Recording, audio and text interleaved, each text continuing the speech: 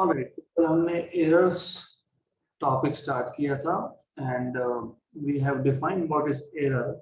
तो very quickly I will tell you what is error again. Error basically difference होता है between measured value and actual value. मैंने example बताया था कि आपने एक बॉल बेरिंग लिया है and when you buy this ball bearing उसके ऊपर ऑलरेडी लिखा होता है कि how much is the thickness या फिर how much is the diameter. मान लो इस बॉल बेरिंग का ट्रू डायमीटर, एक्चुअल डायमीटर जो दिया है कंपनी ने, इट इज 2.111 मान लो, और हमने जो मेजर किया with the help of some instrument we measure this diameter. Okay, और हमको मिल गया फॉर एग्जांपल 2.113. मिल सकता है, ज्यादा मिल सकता है, कम मिल सकता है. तो इन दोनों वैल्यूज का जो डिफरेंस होता है that is called as error. So difference between actual value and the measured value of a given physical quantity is called as error. Okay, then error हम दो कैटेगरीज में इसको डिवाइड कर सकते हैं. So as you know, error को हम या तो बोल सकते हैं systematic error. So we can divide error into two classes. एक है systematic error, एक है random error. और सिस्टमैटिक एरर जो होता है ये सिस्टम में से आता है. सिस्टम मतलब अभी कोई भी मेजरमेंट करने के लिए आप किसी इंस्ट्रूमेंट का यूज करोगे, उसको हम सिस्टम बोलते हैं. तो it is because of fault of system या फिर डिफेक्टिव सेटिंग ऑफ सिस्टम या फिर जो एक्सपेरिमेंटल टेक्निक हमको अप्लाई करना चाहिए था, जिस तरीके से हमको रीडिंग लेने चाहिए थे, हमने नहीं लिए. राइट, तो systematic error is related to system. इसमें तीन टाइप के एरर है. इंस्ट्रूमेंटल एरर आता है इसमें. तो इंस्ट्रूमेंटल एरर जो होता है normally it is because of defective setting. Instrumental error is because of defective setting या इनकरेक्ट कैलिब्रेशन या फिर उस इंस्ट्रूमेंट में ही कुछ फॉल्ट है. ओके, दूसरा टाइप का एरर इसमें आता है that is error due to imperfection in experimental technique. वो हम डिटेल में देखेंगे, मैं लिख नहीं रहा हूं.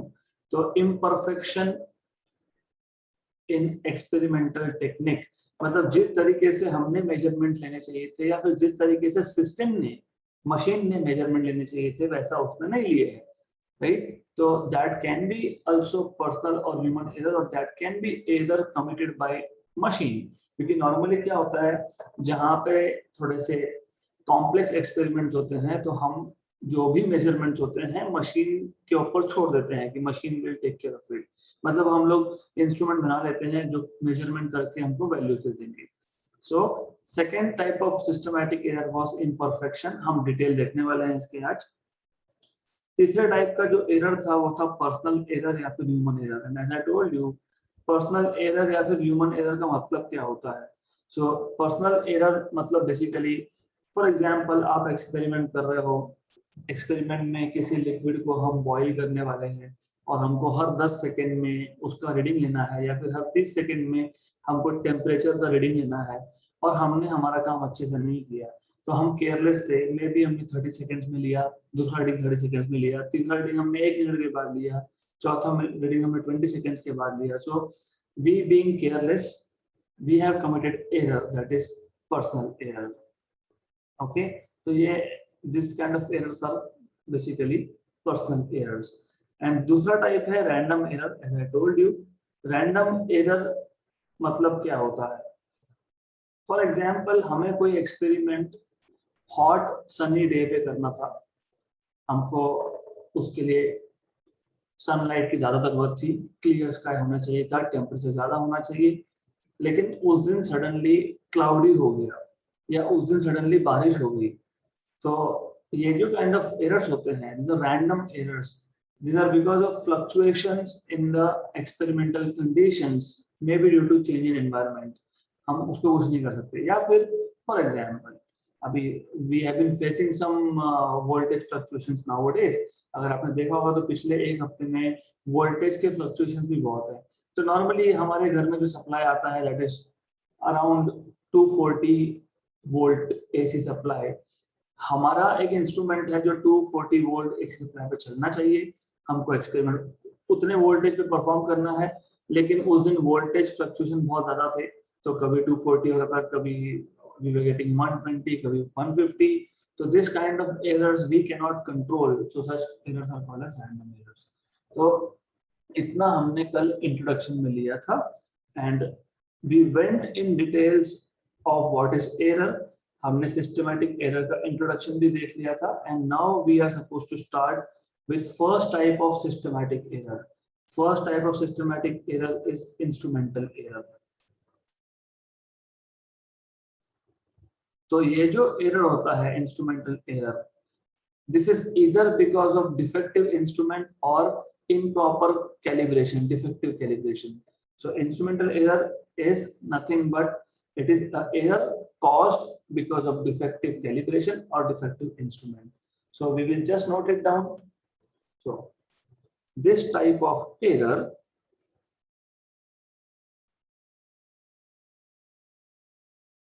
arises due to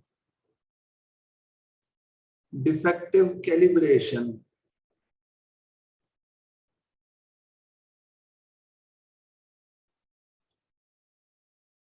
or defective instrument or defective instrument. Okay, तो या तो सेटिंग प्रॉपर नहीं की है या तो इंस्ट्रूमेंट डिफेक्टिव है. So this type of error arises due to defective calibration or defective instrument. For example, मैं एग्जांपल लेता हूं, मैंने आपको कल भी बताया था. फॉर एग्जांपल हमारे पास एक मीटर है और वो मीटर करंट मेजर करता है.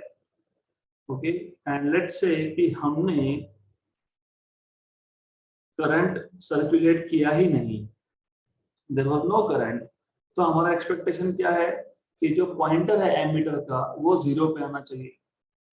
ओके, जब करंट ही नहीं है तो why should it show something else, it should show 0. लेकिन कभी कभी ऐसा होता है कि ये 1 दिखा रहा है, करंट नहीं है फिर भी 1 दिखा रहा है. कभी ऐसा भी सकता है कि ये -2 दिखा रहा है, there is no current but it is showing not 0 but any other value. तो फर्स्ट ऑफ ऑल, तो इम्प्रॉपर जीरोइंग मतलब 0 पे होना चाहिए था, नहीं है, उसकी वजह से ये एक एरर आएगा. अब ये एरर पॉजिटिव भी हो सकता है, क्योंकि एज आई टोल्ड यू 0 की जगह +1 +2 +1.5 +2.5 ऐसा रीडिंग दिख रहा है. तो this error can be positive या फिर negative.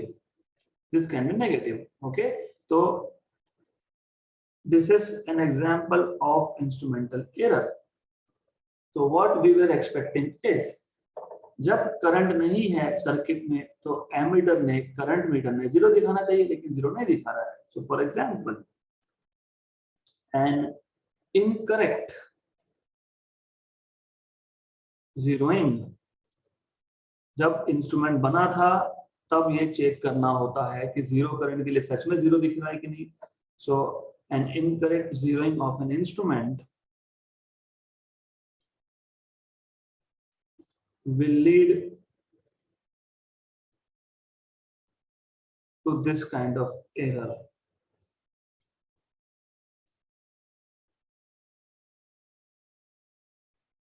Okay, example, as you know, बहुत सारे एग्जांपल्स ले सकते हो, थर्मोमीटर का भी ले सकते हो.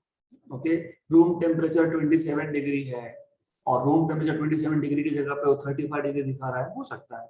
सो example, an ammeter is a meter which measures current, and ammeter showing a current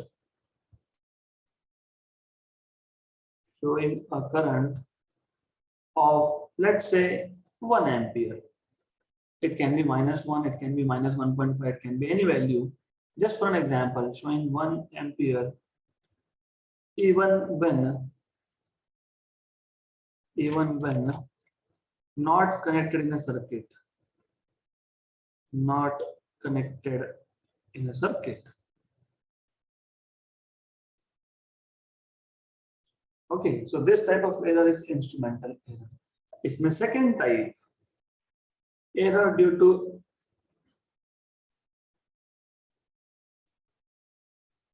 error due to imperfection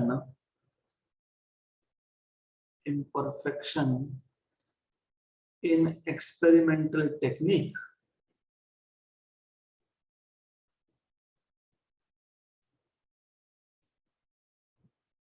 अब यहाँ पे there are many examples that you can take. मैं आपको एक एग्जाम्पल बताता हूँ, दो एग्जाम्पल बताता हूँ, उसमें से एक हम नोट डाउन करेंगे. So the thing is, for example हमारे पास एक ट्यूब है.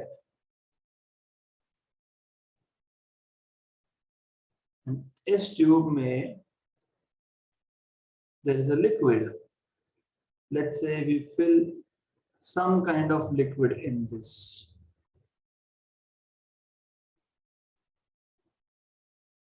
Just a minute. So let's say कि हमने इसमें कोई लिक्विड भर दिया. ओके, एंड हमें बोला था कि इसका वॉल्यूम मेजर करो. इस लिक्विड में, इस ट्यूब में कितना लिक्विड है, कितना ml लिक्विड है. And there are some markings. आपके घर में भी होता है ये, यू हैव अ बीकर जिसमें सब मार्किंग होते हैं, वो आपको बताता है कितना लीटर है, राइट. तो कभी भी वॉल्यूम मेजर करने के लिए आपको इस ट्यूब को वर्टिकल रखना चाहिए. वर्टिकल रखना पड़ता है ना. हो सकता है या तो इंस्ट्रूमेंट या तो हमने इसको ऐसा टेढ़ा पकड़ा है, हो सकता है. अब जब ऐसा आप करोगे तो फिर रीडिंग गलत मिलेगा ना, because if you do like this you may get on this side मोर. तो आप यहाँ पे मेजर करोगे तो आपको ज्यादा रीडिंग मिल रहा है. तो इसको वर्टिकली हेल्ड करके हमको वॉल्यूम मेजर करना था, हम या फिर इंस्ट्रूमेंट, दोनों में से कोई भी, राइट. तो हमने इनकरेक्ट वे से इसका रीडिंग लिया तो ये एरर आएगा इसमें, राइट. या ये एक चीज है.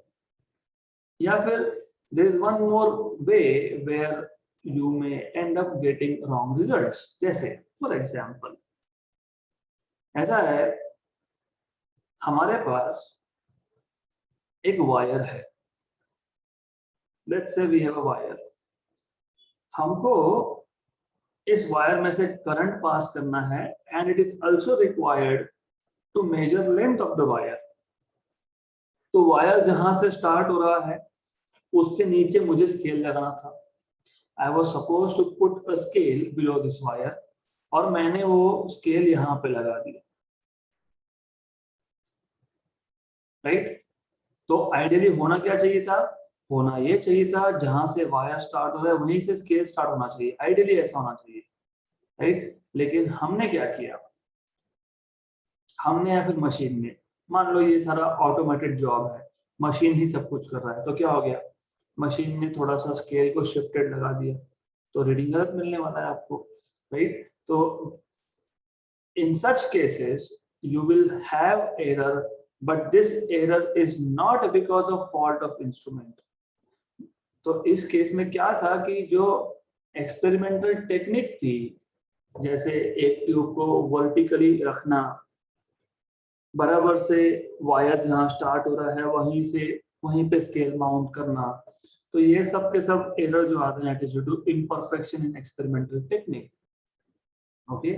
या फिर और एक भी है, फॉर एग्जांपल कुछ एक्सपेरिमेंट ऐसे होते हैं जो डार्क रूम में परफॉर्म किए जाते हैं. तो उस केस में पूरे रूम में लाइट नहीं होनी चाहिए, सिर्फ लाइट होनी चाहिए. जो एक्सपेरिमेंट में बल्ब की जरूरत है उतना ही लाइट होना चाहिए, करेक्ट. अभी हमारी आदत होती है, एक्सपेरिमेंट ले रहे हैं हम लोग, तो रीडिंग लिखने के लिए हम मोबाइल का फोकस चालू करते हैं. That is imperfect way of taking doing experiment. So such errors are due to imperfection in experimental technique. Okay, so this type of errors are introduced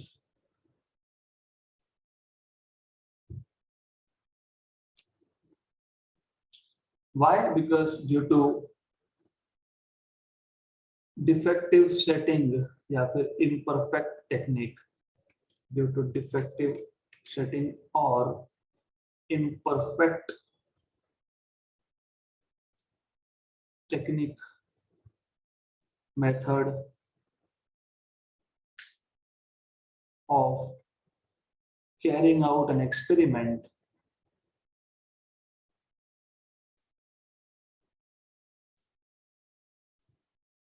तो ये एक एरर हो गया. And obviously the third type of error that we are talking about is, तीसरा type का जो error की बात हो रही है, दैट इज पर्सनल एरर.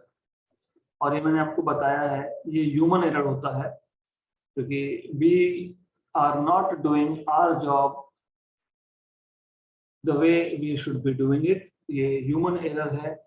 हमें हर 30 सेकेंड्स में मेजरमेंट्स लेने थे और हमने नहीं लिए, so that goes into personal error basically.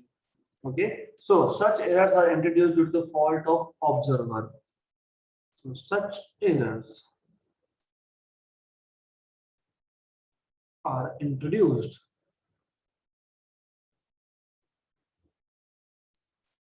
due to the fault of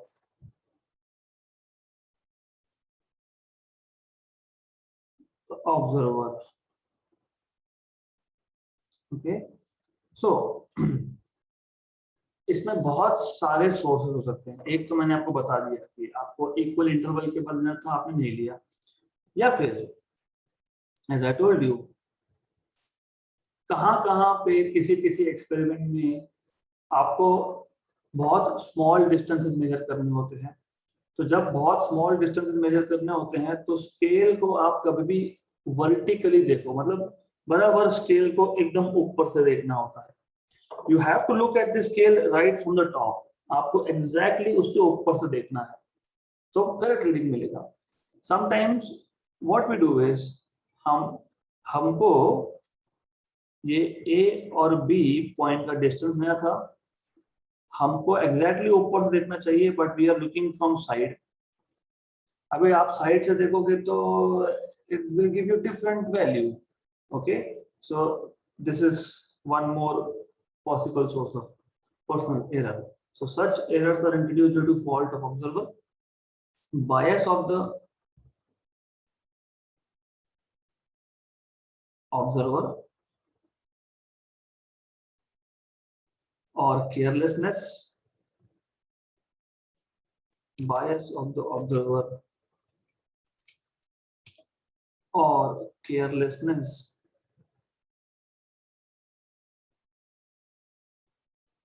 are the reasons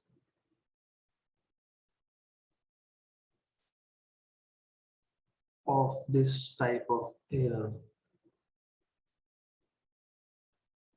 Example, in an experiment related to temperature measurement,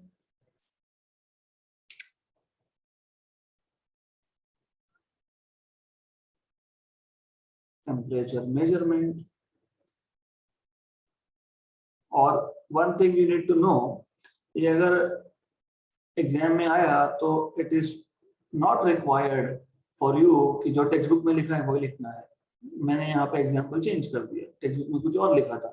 so the idea is the concept should be clear. आपको जहाँ definition देने हैं वो तो text book का ही देना पड़ेगा, लेकिन एग्जाम्पल तो खुद के से दे सकते हो ना, जैसे टेम्परेचर मेजरमेंट का है. So in an experiment related to temperature measurement, it is expected that readings must be taken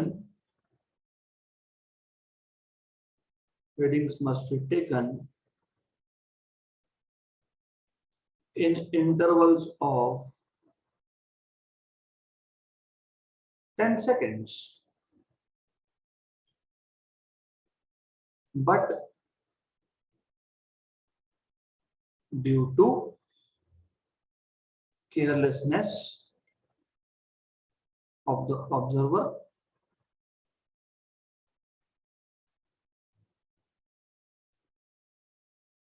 the readings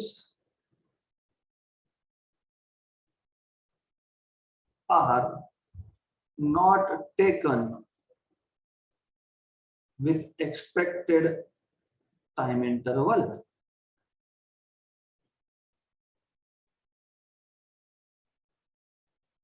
And hence errors will be introduced in the measurements.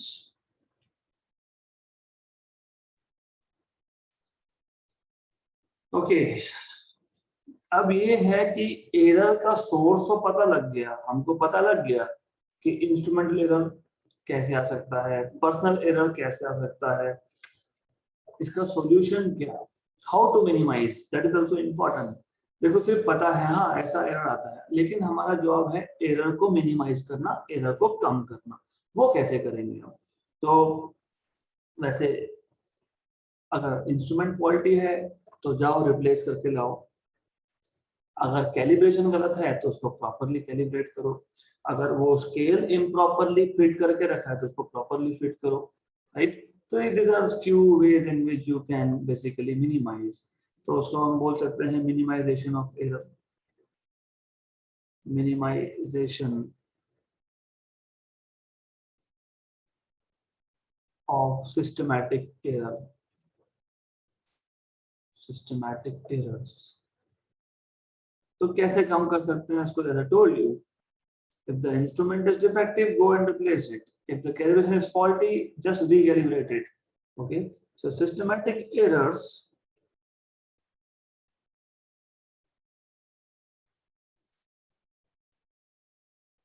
can be minimized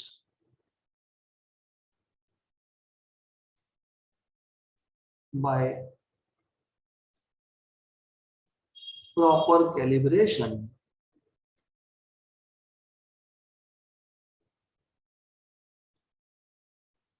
or if the instrument,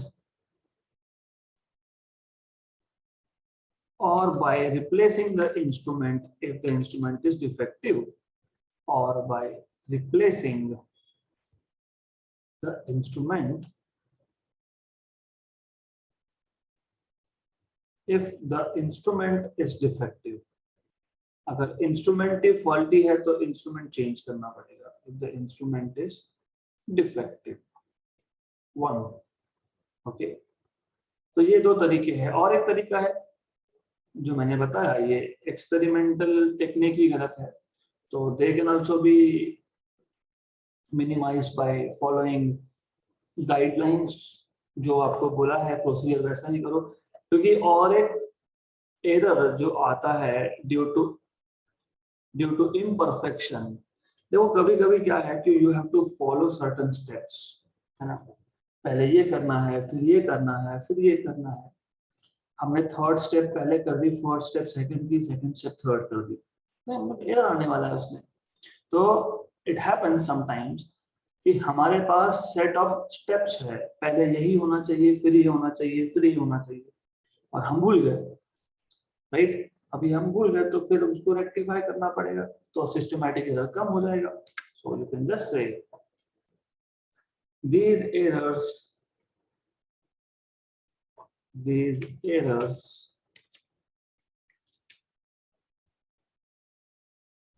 can also be minimized,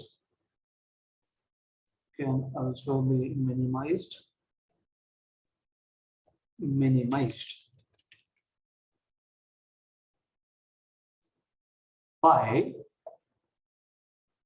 following the experimental procedure correctly,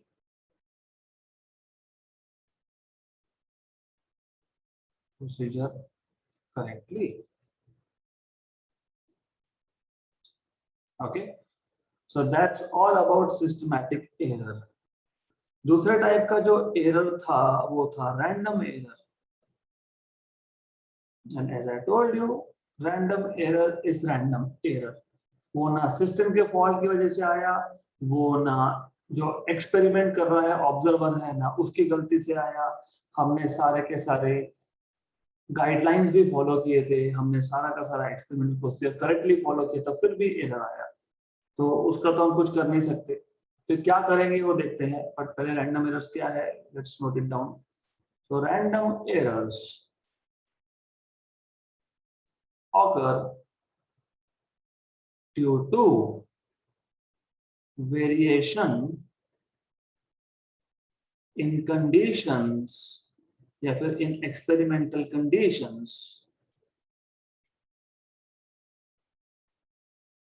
So random errors occur due to variation in the experimental conditions. तो मैं इसको थोड़ा सा elaborate करके लिख रहा हूँ. So just little more explanation. Random errors occur due to variation in conditions in which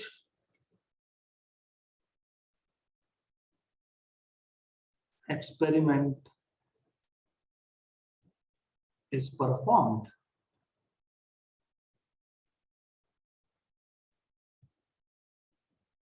For example, as you know by now, for example, let us say an experiment, हमारे पास एक एक्सपेरिमेंट है जो हमको hot sunny day पे करना है, an experiment supposed to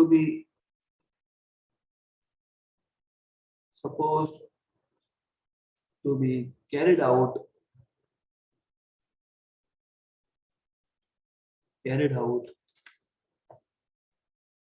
on a hot sunny day, okay, but it starts raining suddenly,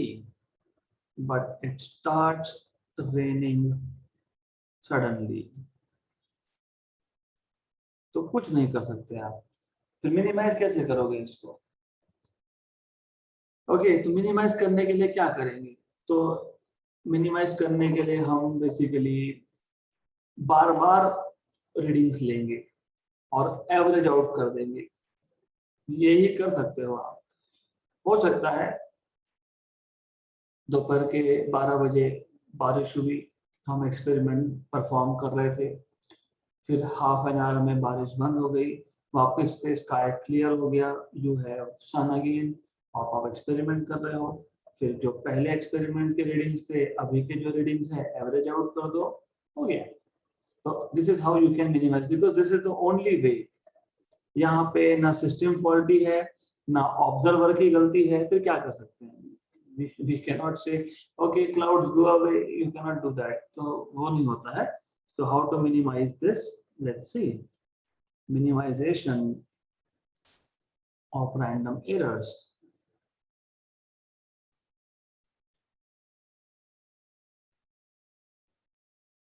या फिर जैसे मैंने बताया कि एक एक्सपेरिमेंट के लिए 240 वोल्ट का सप्लाई चाहिए था, लेकिन उस दिन बहुत ज्यादा वोल्टेज फ्लक्चुएशंस थे, you had heavy voltage fluctuation, कभी 240 मिल रहा है, कभी 150 मिल रहा है, कभी 160 मिल रहा है, तो बार बार readings low.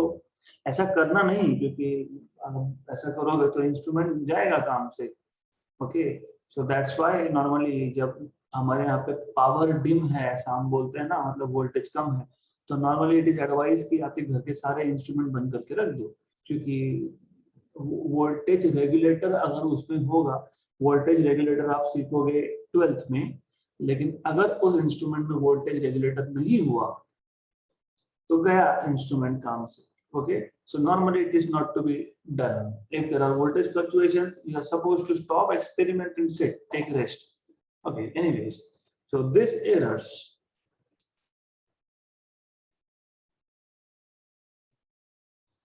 cannot be eliminated. You cannot eliminate them, cannot be eliminated completely.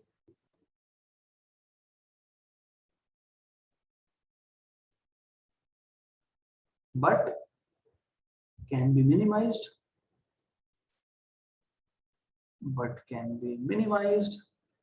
by repeating the experiment again and again again and again.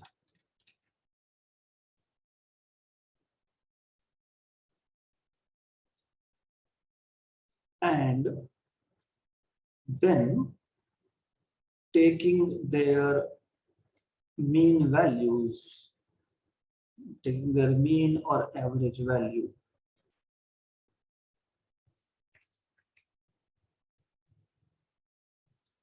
All right, so this is how you can minimize random error. By the way, random error ho, systematic error ho, they can be either positive or negative. Okay, so both random errors and systematic errors can be negative or positive. Both systematic errors and random errors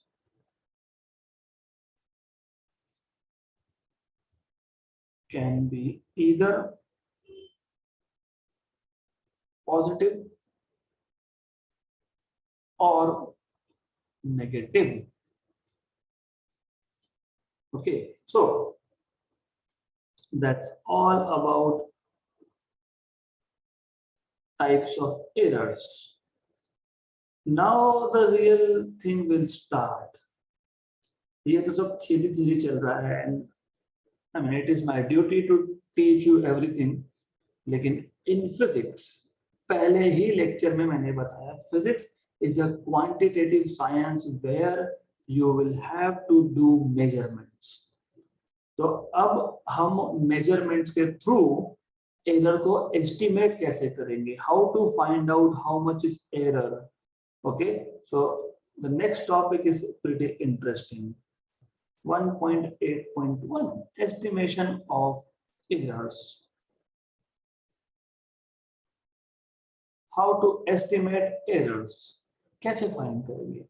अब थोड़ा सा situation में change करने वाला हूं.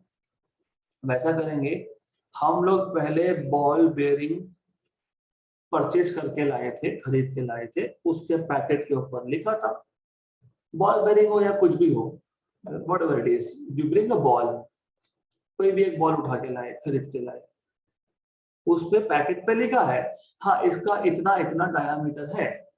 तो हमने मान लिया कि वो जो गिवन वैल्यू है वो ट्रू वैल्यू है, वो एग्जैक्ट वैल्यू है, राइट, वो रियल वैल्यू है. लेकिन मान लो I was walking on the street और सडनली मुझे बॉल बेयरिंग दिखा, मैंने उठा लिया बॉल बेयरिंग, उस पर तो लिखा नहीं है. We don't know what is exact value, हमको पता ही नहीं what is exact value, we don't know, नहीं पता हमको कि इसका एग्जैक्ट थिकनेस क्या है. फिर हम क्या करेंगे, नहीं पता, तो फिर हम यूजिंग सम स्केल या फिर वर्नियर कैलिपर या फिर micrometer screw gauge. Vernier calliper and micrometer screw gauge we will learn during JEE NEET sessions. Okay, that is not part of a state board curriculum. Anyways, तो ऐसा है, हमने वो instrument use करके measurement ले लिया. ओके, लेट्स से ये जो मुझे मेजरमेंट मिला है, this measurement that I have obtained using first instrument, मुझे जो रीडिंग मिला है मैंने उसको बोल दिया A1. सम वैल्यू मान लेते हैं 0.19 सेंटीमीटर मान लेते हैं. फिर वन ऑफ माय फ्रेंड, उसने बोला नहीं ये तेरा वर्नियर कैलिपर जो है ये सस्ता है, it's not good, it is Chinese, तो ये गलत रीडिंग देता है. तो हमने ये उठाया यहाँ से और हमने दूसरा इंस्ट्रूमेंट यूज किया, दूसरा वर्नियर कैलिपर हमने यूज किया और we are taking another reading. Okay, और इस केस में रीडिंग हमको मिल गया for example 0.20 centimetre. Okay, then तीसरे फ्रेंड ने बोला कि तुम दोनों ही गलत हो, मेरे पास जो वर्नियर कैलिपर है वो यूज करके देखते हैं. So now you have another reading, और इस बार आपको मिल गया वैल्यू 0.21 सेंटीमीटर। अब क्वेश्चन ये है कि फिर ट्रू वैल्यू, एग्जैक्ट वैल्यू कौन सी, क्योंकि पता तो नहीं था ना, हमको गिवन नहीं है, हमको नहीं पता व्हाट इज एग्जैक्ट वैल्यू। फिर पहला मेजरमेंट लिया 0.19 आया, दूसरा मेजरमेंट लिया 0.20 सेंटीमीटर आया, तीसरा मेजरमेंट लिया 0.21 सेंटीमीटर आया। तो तीनों में से कौन सा value exact value? Question mark. मैं बोलूंगा मेरा इंस्ट्रूमेंट सही, मेरा फ्रेंड बोलेगा उसका सही, तीसरा बोलेगा उसका सही। तो फिर क्या करते हैं, let's come to general agreement. ना तेरा ना मेरा, टेक एवरेज, और एवरेज को बोल देंगे हम लोग ट्रू वैल्यू या एग्जैक्ट वैल्यू। तो नॉर्मली जब आपको एग्जैक्ट वैल्यू, रियल वैल्यू पता नहीं होती, we don't know what is real value, पर हमने एक्सपेरिमेंट किए 2 बार 3 बार 4 बार 5 बार और हमको सेम रीडिंग नहीं मिल रहा है, मतलब प्रिसिशन नहीं है यहाँ पे। हमने प्रिसिजन इसलिए सीखा था कल, तो प्रिसिजन मतलब एक ही वैल्यू बार बार रिपीट होना मेजरमेंट्स के बाद, तो प्रिसिजन नहीं है। तो क्या करेंगे, हम बोलेंगे चलो ठीक है, फिर ऐसा करते हैं, इन सबका मीन ले लेते हैं, एवरेज ले लेते हैं, a1 + a2 + a3 by 3, और ये एवरेज वैल्यू को मान लेंगे ये एग्जैक्ट वैल्यू है। राइट। हो सकता है आप 4 बार रीडिंग लो, 5 बार रीडिंग लो, 6 बार रीडिंग लो, 7 बार लो, 100 बार रीडिंग लो, हो सकता है। तो हम ऐसा कर सकते हैं, we can do it like this, you can take n number of readings and divide by n, this is mean value, this is mean value, right. इस मीन वैल्यू को हम बोल देंगे मोस्ट प्रोबेबल वैल्यू होता है। आपको पता है एवरेजेस क्यों लेते हैं, क्योंकि average value is most probable, average value का होने का सबसे ज्यादा चांस होता है, राइट। तो average value is nearly equal to exact value, इसलिए हम लोग एग्जैक्ट मानते हैं इसको। Now by definition of error, आपको याद है एरर डिफाइन कैसे किया था? हमने बोला था एरर मतलब क्या, एरर मतलब exact value minus measured value. यहाँ तो एग्जैक्ट वैल्यू पता ही नहीं, फिर हमने मीन ले लिया और मीन को बोल दिया exact value minus measured value. अरे लेकिन मेजर्ड वैल्यू तो हमारे पास n है, पहला मेजरमेंट, दूसरा मेजरमेंट, तीसरा मेजरमेंट, चौथा मेजरमेंट, ये तो प्रॉब्लम खड़ा हो गया। अब तो क्या करेंगे, अब ऐसा करेंगे, हम एक एक करके वैल्यूज को सब्ट्रैक्ट करेंगे मीन में से, और इसको बोल देंगे एरर डेल्टा। याद रखना फिजिक्स में ये ट्रायंगल शेप, इसको बोलते हैं डेल्टा, इसको बोलते हैं डेल्टा। ये कैपिटल डेल्टा है, कैपिटल डेल्टा कभी भी एरर के लिए, डिफरेंस के लिए यूज होता है, और एक स्मॉल डेल्टा होता है, जैसे आप लिखते हो ना A capital A, B capital B, okay. तो ये डेल्टा, स्मॉल डेल्टा और capital delta. Capital delta normally error के लिए या फिर डिफरेंस इन टू वैल्यूज के लिए यूज होता है, और स्मॉल डेल्टा अगर वैल्यू बहुत छोटी है आपके पास, फॉर एग्जांपल 2 पॉइंट का डिस्टेंस 0.00001 बहुत छोटा है, मैं बोलूंगा delta x। So small delta is used for very small values and capital delta is used for difference in the two values or to denote error। error भी तो difference ही है ना, true value minus मतलब difference है वो, तो इसको बोलूंगा delta A1, error in the measurement of A1, okay, right। अब डोंट वरी, आज हम सिर्फ इंट्रोड्यूस कर रहे हैं इसको, नेक्स्ट सेशन में हम लोग इसको वापस से इन डेप्थ जाके देखेंगे। ये इंपॉर्टेंट रहेगा, ये जो आप एरर एस्टिमेशन सीख रहे हो और इसके आगे के जो आप टॉपिक सीखोगे इस चैप्टर में, 4 या 5 टॉपिक जो भी सीखोगे, वो 12वीं तक, नीट तक, जेडब्ल्यू तक लगेगा। बाकी ये जो थ्योरी पार्ट है it is not that important, okay. तो इम्पोर्टेंट यहाँ से आगे है 12th तक। जिसको 1.8.1 के आगे के टॉपिक्स अच्छे से समझ में आ गए, अच्छे से याद रह गए, physics for JEE and NEET will become very simple for you. Okay, तो ये अच्छे से समझना चाहिए।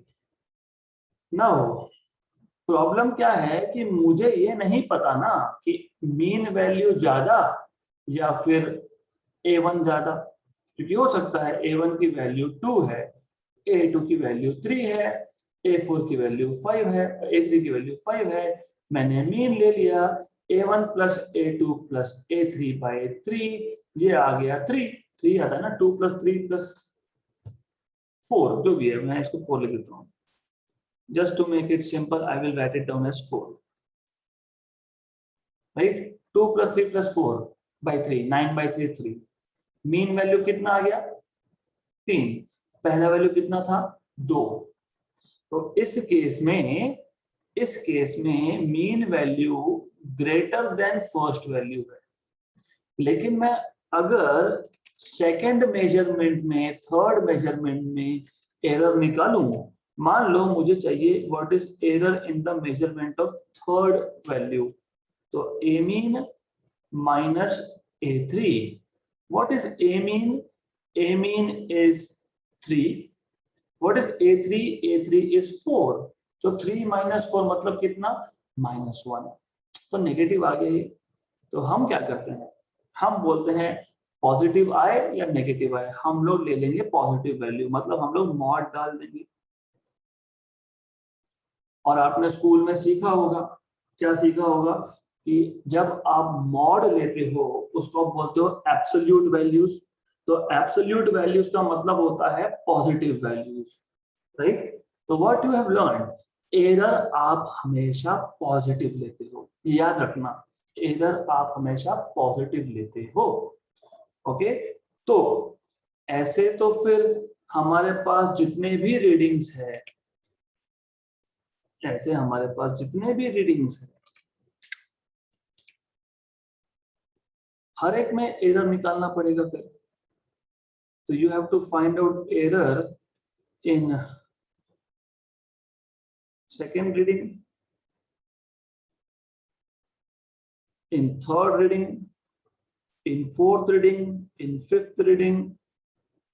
तो हर बार आपको एरर निकालना पड़ेगा। हम बोल देंगे इसको एब्सोल्यूट एरर, क्योंकि एब्सोल्यूट क्यों? क्योंकि मैंने मॉड लिया है। तो एब्सोल्यूट एरर किसके लिए? For first reading, for A1। ये है absolute error for second reading, for A2। ये है एब्सोल्यूट एरर फॉर A3। ये है absolute error for A4, AN मतलब। ओके, वापस लिंक करो, इस चीज को लिंक करना जरूरी है। हमारे पास ट्रू वैल्यू, एग्जैक्ट वैल्यू है ही नहीं। हमने मेजरमेंट लिया, पहली बार कुछ और वैल्यू मिली, दूसरी बार कुछ और मिली, तीसरी बार कुछ और मिली। तो अब क्वेश्चन मार्क ये है कि कौन से वैल्यू को ट्रू वैल्यू लेना चाहिए या एग्जैक्ट वैल्यू लेना चाहिए। तो हमने बोला कि ठीक है, चलो एवरेज वैल्यू जो होता है वो मोस्ट प्रोबेबल वैल्यू होता है, वो ट्रू वैल्यू एग्जैक्ट वैल्यू के बहुत पास में होता है, तो हम मीन को एग्जैक्ट मान लेंगे। मीन को एग्जैक्ट तो मान लिया, अब गड़बड़ क्या है, एरर कैसे निकालते हो? ट्रू वैल्यू जिसको आपने मीन मान के रखा है माइनस मेजर्ड वैल्यू, लेकिन आपने n मेजरमेंट लिए, A1 A2 A3 A4 AN। तो फिर अभी एरर कैसे निकालोगे? एरर निकालने के लिए A1 यूज करोगे या A2 यूज करोगे या A3 यूज करोगे, क्या यूज करोगे? तो आप बोलते हो चलो ठीक है, मीन में से A1 को माइनस कर लेते हैं, उसको बोलेंगे एरर फॉर A1। मीन में से A2 को माइनस कर लेंगे, बोलेंगे एरर फॉर A2। मीन में से A3 माइनस कर लेंगे, एरर फॉर A3। लेकिन ये नहीं पता कि मीन बड़ा या A1 बड़ा, मीन बड़ा या A2 बड़ा। तो कभी एरर पॉजिटिव मिलेगा, कभी एरर नेगेटिव मिलेगा। इसलिए हम लोग क्या करते हैं, एब्सोल्यूट एब्सोल्यूट ले लेते हैं, मॉड वैल्यू ले लेते हैं। हम लोग बोलते हैं absolute error for A1, absolute error for A2, absolute error for A3, so on so forth. Okay, that's it for today. That is sufficient for today, क्योंकि इसके आगे मैं अगर जाऊंगा तो थोड़ा कंफ्यूजन क्रिएट हो जाएगा। ऑलराइट, तो estimation of error next lecture में मैं एक बार वापस रिवाइज करवा के हम लोग नोट डाउन कर लेंगे। तो आज हमने सिर्फ यहाँ पे एरर एस्टिमेशन को इंट्रोड्यूस कर दिया, that's it. So how to estimate error and how to find out mean values, how to find out true values, so on and so forth.